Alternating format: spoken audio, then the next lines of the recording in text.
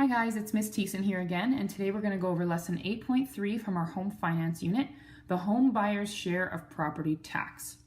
So a couple of lessons ago, many lessons ago at this point, we talked about property tax and how that's calculated for each home. But we didn't talk about how much property tax you pay if you purchase a home and you take possession of it in the middle of a year. That changes things a little bit. So each year, a homeowner must pay property tax. When a home is bought or sold, the buyer and seller have to share the cost of the property tax for the year. So if you only own the home for the first 3 months of the year, the person that has purchased the home from you has to pay for the remaining 9 months of the year. They have to pay for the rest of the property tax for the year. So let's take a look at this example. We're using Kim again.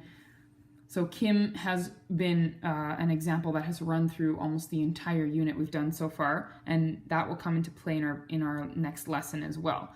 Her example will come into play.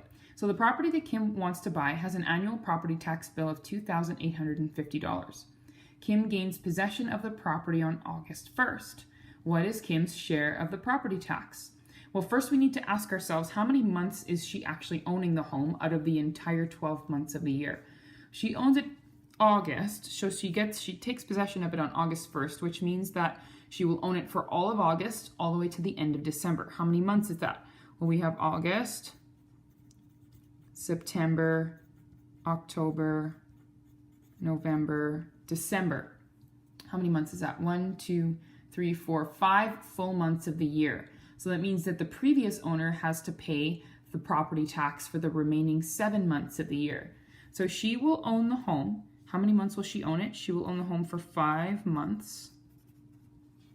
And what fraction of a year is that? When we see the word fraction, it just means how many months are there, how many months she owns it over how many months there are in a year. So she's going to own it for 5 out of 12 months, right? We know that from previous examples using our monthly mortgage payment formula or using our interest formula. We knew that in our formula I equals PRT, T was always measured as 1 out of 12 because we were measuring the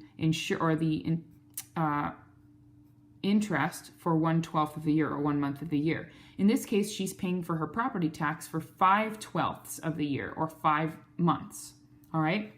So what fraction of the annual property tax is Kim's share? It's 5/12.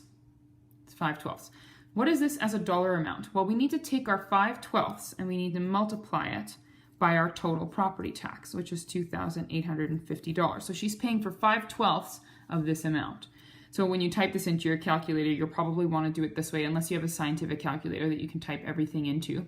You're going to want to put brackets around there anyways.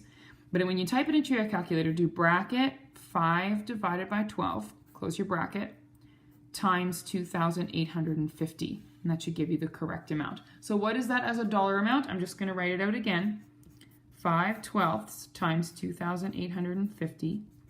If you punch that into your calculator, you'll get $1,187.50. So that's how much her part of the property tax is for the year. So whenever you're trying to figure out an annual share of property tax, you're always looking for a number of months out of the 12 months of the year times the total property tax for the year. All right, thanks so much for watching.